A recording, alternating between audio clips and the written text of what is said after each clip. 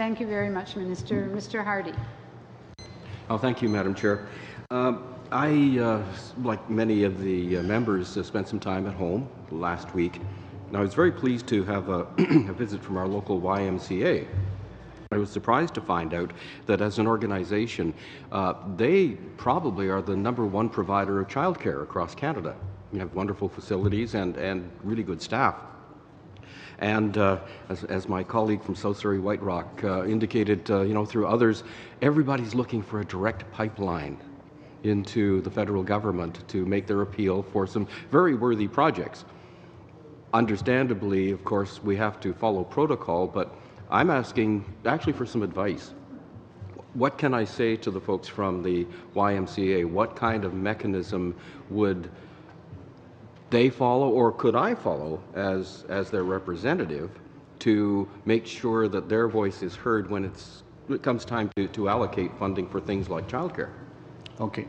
Well, one of the things that we have been done, and we have met with various stakeholders from the housing sector.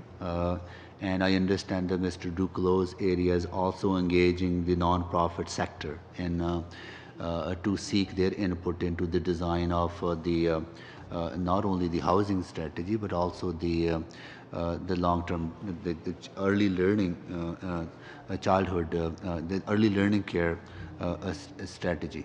But I can take that back. Thank you for that suggestion, because this is something we have to grapple with. Right? If we want to support a local community infrastructure, how do we engage with non-profit sector that provides the kind of the facilities and services that you're talking about that align with what we want to do as a federal government under the social infrastructure, whether it's housing, whether it's child care facilities. So I'll take that back with to Minister Duclos and convey it to him. And I'm pretty sure he's doing that already, right? But we will take that back to him on that, on your suggestion. Well, thank you, Minister. Yeah. A further question, and this may again be a far more difficult one.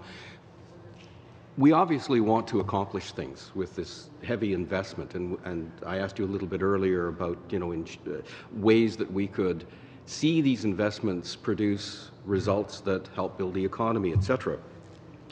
When the Prime Minister spoke in Edmonton almost a year ago at the Federation of Canadian Municipalities, he wasn't Prime Minister yet, but he was working on it, he said something that you didn't have to have a picture of the mayors, but to see them nod when he talked about predictable funding. But predictable funding can extend not just beyond the municipalities as they go through their procurement. It extends, the benefits extend to the people they do business with.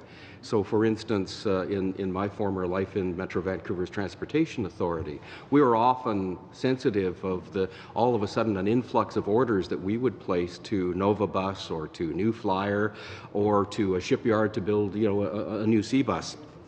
And one of the things that could come from predictable funding is also predictable orders. And I'm just wondering if there's been some discussions that would see that kind of ripple effect go through to our manufacturing sector. We haven't done that kind of analysis yet, but you raise a very valuable point that long-term, sustainable, predictable funding not only assists municipalities in order to plan for the long term, but also execute those plans for the long term, because it gives them predictability.